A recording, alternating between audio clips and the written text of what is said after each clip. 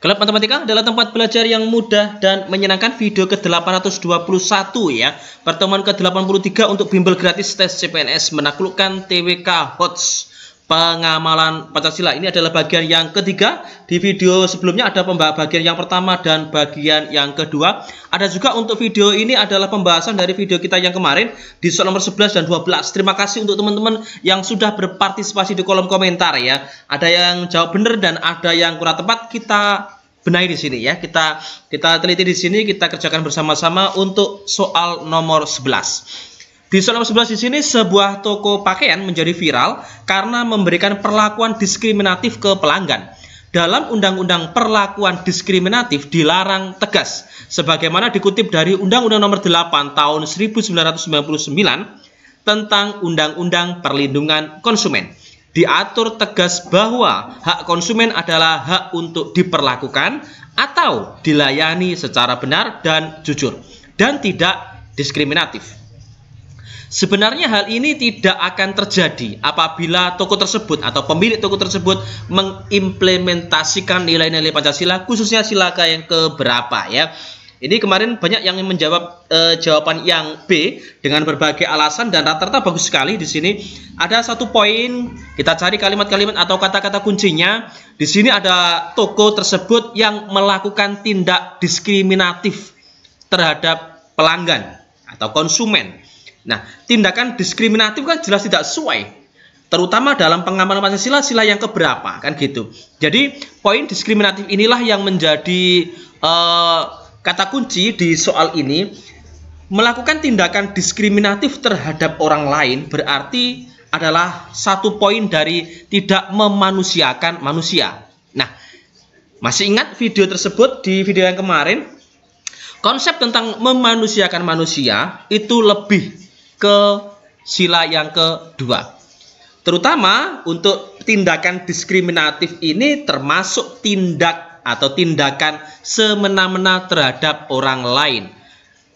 Dalam butir-butir Pancasila, khususnya di sila yang kedua, sudah jelas di situ berbunyi mengembangkan sikap tidak semena-mena terhadap orang lain, mengembangkan sikap tidak semena-mena terhadap orang lain. Nah, di sini pemilik toko jelas diskriminatif berarti jelas-jelas melakukan tindakan semena-mena. Jadi jelas nomor 11 pilihan jawaban yang B. Ya, selamat untuk teman-teman yang sudah menjawab betul untuk nomor 11.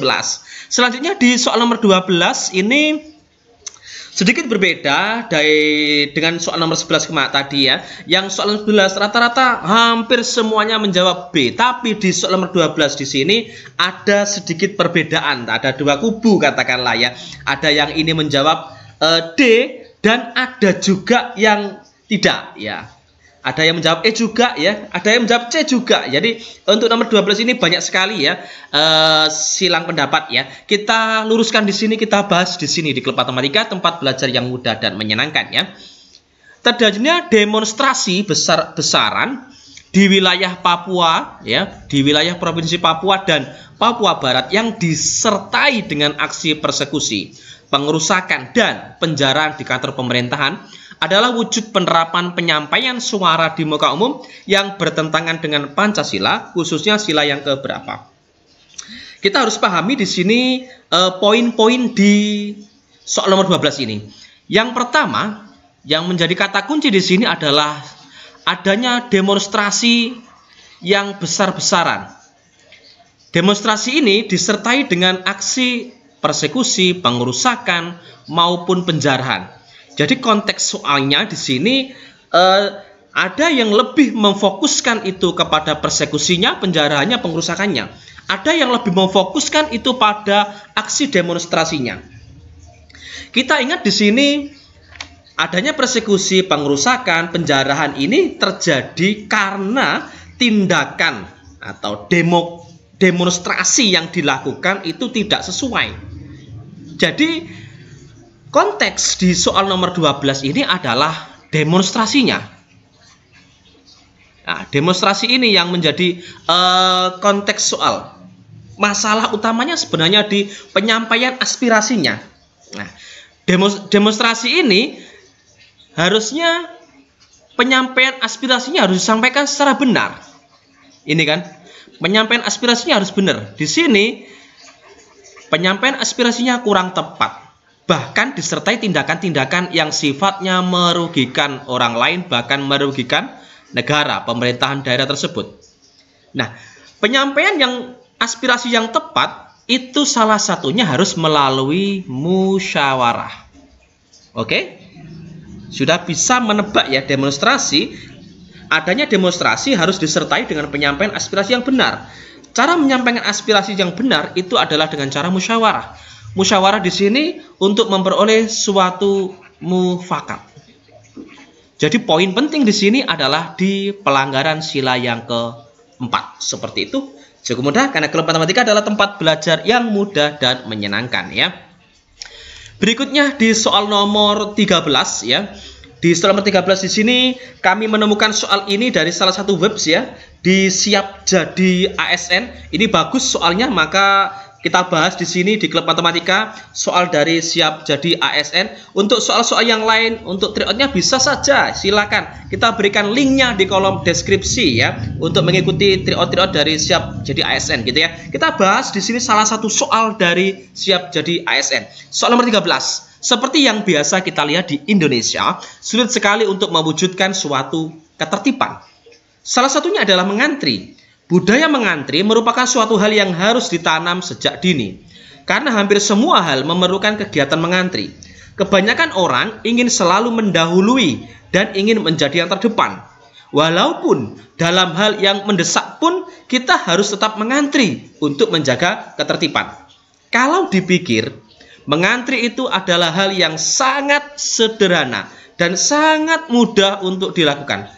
Tetapi tidak semua orang mau melakukannya. Dan ini bisa terjadi, ini bisa menjadi masalah besar bagi bangsa.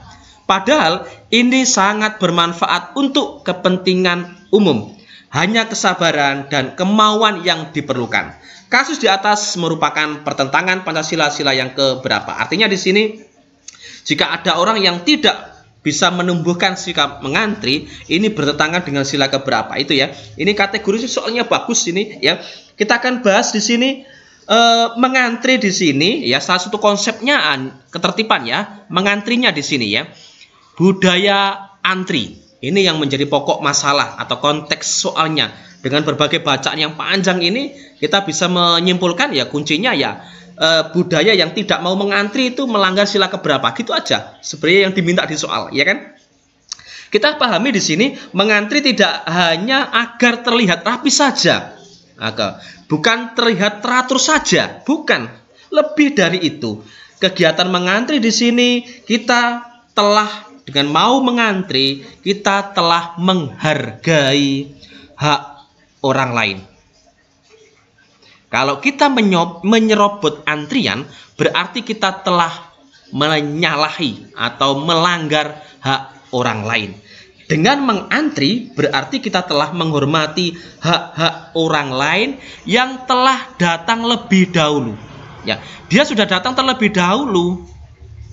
Nah, dengan melihat fenomena ini, kenyataan ini, maka mengantri adalah wujud dari penerapan sila yang kelima, yaitu menghormati hak-hak orang lain. Jika menyerobot dari antrian, maka itu sudah melanggar atau menyalahi hak orang lain yang telah datang lebih dahulu. Jelas ya pemahamannya ya, analisisnya. Walaupun soalnya panjang, tapi kita persingkat. Kemudian dengan analisis seperti ini tentu sudah mengerucut ini ke sila yang kelima. Seperti itu. Lanjut kita di soal berikutnya nomor 14. Politik dinasti Ratu Atut yang terjadi di pemerintahan Provinsi Banten merupakan salah satu contoh kondisi yang sangat bertentangan dengan nilai Pancasila dan harus dihilangkan. Hal ini dimaksudkan untuk memberikan kesempatan kepada seluruh warga negara Indonesia lainnya yang juga memiliki hak politik, yaitu hak untuk memilih dan dipilih, untuk ikut berpartisipasi secara aktif dalam arena politik praktis di Indonesia. Menghilangkan politik dinasti merupakan suatu atau sebuah tindakan yang sesuai dengan Pancasila, khususnya sila yang keberapa ya. Kita lihat di sini politik yang namanya dinasti, keturunan ya. Politik keturunan di sini berarti jelas ini adalah mencederai demokrasi ya. Mencederai demokrasi. Jelas sekali. Karena dia yang keluarganya saja yang bisa menggantikan. Padahal semua orang, warga negara Indonesia itu berhak untuk memilih dan berhak untuk dipilih. Jadi semua orang punya kesempatan yang sama untuk berpartisipasi secara aktif dalam arena politik yang ada di negara Indonesia. Jadi kata kunci di soal nomor 14 ini adalah tindakan politik dinasti ini tentu adalah suatu tindakan yang mencederai demokrasi.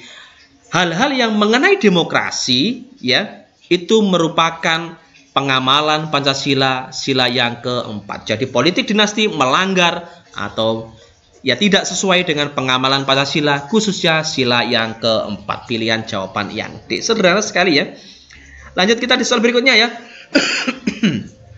Nomor 15 ya tentang olahraga. Lihat konteksnya. PSSI dan Kemenpora berharap tak ada lagi insiden rasisme di sepak bola Indonesia. Terakhir, penyerang PSM Makassar Patrick Wanggai yang menjadi korban. Patrick Wanggai diserang dengan kata-kata tak pantas setelah mengantar timnya menang atas Persija Jakarta dengan skor 2-0 pada hari Senin 22 Maret 2021. Wanggai menjadi salah satu pencetak gol dalam laga grup B Piala Menpora 2021. Bukannya pujian yang didapat, justru ujaran kebencian yang datang. Kebanyakan mereka menuliskan makian di kolom komentar salah satu postingan media sosial milik Wanggai. Peristiwa tersebut, ya komentar-komentar tersebut, tindakan rasisme tersebut merupakan penyimpangan terhadap Pancasila, khususnya sila yang keberapa. Ya. Silakan dipikir-pikir dulu, kita berikan kesempatan. Oke, sudah kita bahas di sini. Kita sebagai warga negara Indonesia ya, kita harus menjaga persamaan derajat hak maupun kewajiban. Ini kita sama ya. Antara hak dan kewajibannya setiap warga negara ini kan sama, Bu. Hak dan kewajiban. Terutama hak dan kewajiban asasi manusia. Ya. Tanpa membeda-bedakan baik itu suku maupun keturunan maupun agama maupun kepercayaan, jenis kelamin, kedudukan sosial maupun warna kulit. Kita ingat di sini Patrick Wanggai ya, Patrick Wanggai ini kan dibandingkan apa ya, istilahnya ada perbedaan warna kulit ya kan. Berarti jelas ini tindakan rasisme kan. Nah, tindakan ini mencederai pengamalan Pancasila, yaitu sila yang kedua, yaitu poin pentingnya di sini kita tidak memanusiakan manusia. Sebagai manusia kita harus punya poin ini. Dengan kita mengolok-olok orang lain berarti kita mencederai sifat memanusiakan manusia. Sikap memanusiakan manusia itu lebih condong atau jelas sekali itu ke pengamalan Pancasila sila yang kedua, yaitu menjaga persamaan derajat hak dan kewajiban asasi setiap manusia tanpa membeda-bedakan baik itu suku, keturunan, agama, kepercayaan, jenis kelamin, kedudukan sosial maupun warna kulitnya. Jadi konteksnya di sini adalah rasisme. Rasisme itu melanggar poin penting, yaitu kita harus memanusiakan manusia seperti itu. Selanjutnya ini nomor 16 ya. Untuk soal nomor 16 kita bacakan, nanti kita sharing bersama. Jawabannya sama, tulis saja di kolom komentar, kita bareng-bareng. Kalau bisa dengan alasan juga. Kalau memang sulit menyampaikan alasan, ya jawabannya aja ya. Berdasarkan Undang-Undang Nomor 28 Tahun 2014 tentang hak cipta yang berisi tentang hak cipta pencipta, kemudian perlindungan hak cipta dan juga ciptaan yang dilindungi, undang-undang tersebut merupakan salah satu bentuk pengamalan Pancasila, khususnya sila yang keberapa? 1, 2, 3, 4 atau 5. Poin pentingnya di hak cipta, bisa ke haki juga, hak atas kekayaan intelektual juga, sama konsepnya ini ya. Ini nomor 16. Untuk nomor 17-nya juga sama. Kita berikan latihannya. Nah, ini nomor 17-nya. Pemungutan pajak dapat terlaksana apabila masyarakat sadar dan patuh dalam membayar pajak yang menjadi kewajiban yang harus dilaksanakan. Sebagai masyarakat, kita tidak dapat menuntut hak saja, Namun sebaliknya, kita juga harus melaksanakan kewajiban. Hal ini dilakukan untuk terjadinya keseimbangan antara dua hak yang melekat dalam diri seseorang. Namun, ketika masyarakat sudah melaksanakan kewajiban membayar pajak tersebut, tetapi tidak dibarengi dengan hak-hak masyarakat seperti mendapatkan fasilitas yang memadai, sebagaimana halnya adalah jalan yang bagus, pelayanan sebagaimana yang diharapkan, fasilitas umum yang kurang memadai dan sebagainya, maka pemerintah di sini ada salah satu pelanggaran atau pengamalan yang tidak sesuai dengan sila Pancasila. Sila yang dimaksud dalam konteks tersebut adalah sila yang keberapa? 1 sampai 5. Tulis jawaban Anda di kolom komentar sertai juga alasannya. Nomor 16 dan 17 akan kita bahas pada video selanjutnya. Oke, semoga video ini bisa bermanfaat untuk kita semua. Jangan lupa like, subscribe, bagikan jika dirasa video ini bisa bermanfaat bagi orang lain. Terima kasih.